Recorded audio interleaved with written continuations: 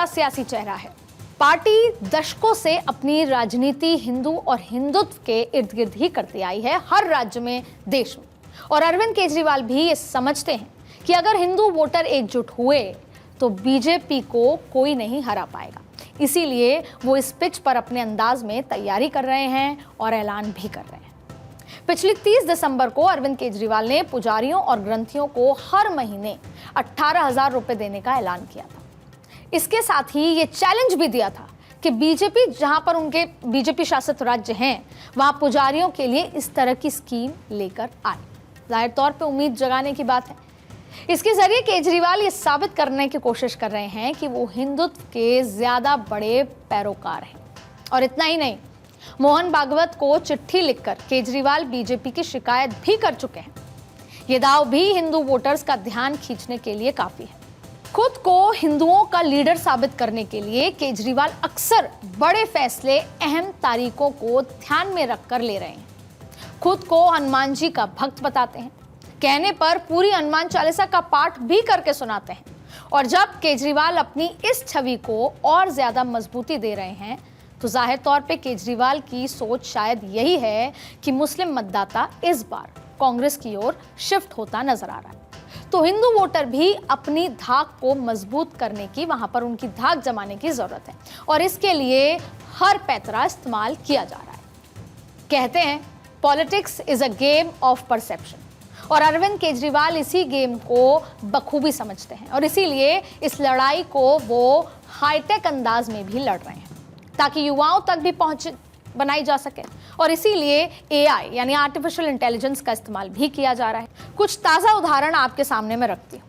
हाल ही में आम आदमी पार्टी की तरफ से एक एआई वीडियो जारी किया गया जिसमें केजरीवाल अंबेडकर का आशीर्वाद लेते हुए नजर आ रहे हैं। और इस तरह 25 दिसंबर को एआई की मदद से सेंटा बने केजरीवाल अपनी चुनावी वादों का तोहफा बांटते भी नजर आ रहे थे। उससे पहले एआई की मदद से एक्टर पंकज त्रिपाठी के यूपीआई पर जागरूकता को लेकर बनाए गए वीडियो की मदद से बीजेपी के खिलाफ प्रचार भी किया गया। ऐसे ही कई और उदाहरण हैं जब एआई का इस्तेमाल कर सियासी चाल भी चली जा रही है। हालांकि दिल्ली के सियासी दंगल को दिलचस्प बनाने वाले 2 और किरदार अभी बाकी हैं। पहला मायावती और दूसरा ओवैसी।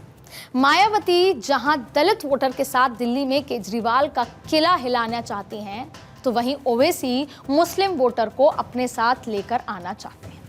2014 लोकसभा चुनाव के बाद से ही खुद को सेक्युलर कहने वाली पार्टी का रुझान भी मुस्लिमों की जगह हिंदू वोटर की तरफ बढ़ रहा है।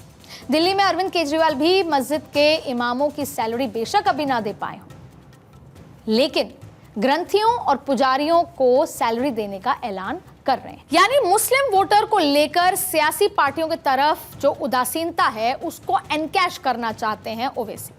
दिल्ली में ओवैसी दिल्ली दंगे के आरोपी ताहिर हुसैन और शाहरुख पठान को टिकट देने का ऐलान कर दिया है। यानी सियासत की पिच पर हिंदू मुसलमान की फुल तैयारी हो रही है। पर हनूज दिल्ली दुरस्त, यानी दिल्ली अभी दूर है। और अब आप सोच रहे होंगे कि हनूज दिल्ली दुरस्त क्यों कहा गया, कब कहा गया, तो एक छोटी सी कहानी है आपसे साझा करती हूं। उस समय दिल्ली पर गयासुद्दीन तुगलक का शासन था। तुगलक आमिर खुसरो को तो पसंद किया करते थे, लेकिन निजामुद्दीन औलिया से चिढ़ते थे। एक बार तुगलक दिल्ली से बाहर गए और वापस लौटते समय उन्होंने एक संदेश भेजा निजामुद्दीन औलिया को। संदेश में साफ लिखा था कि उनके वापस आने तक वो दिल्ली छोड़ दें।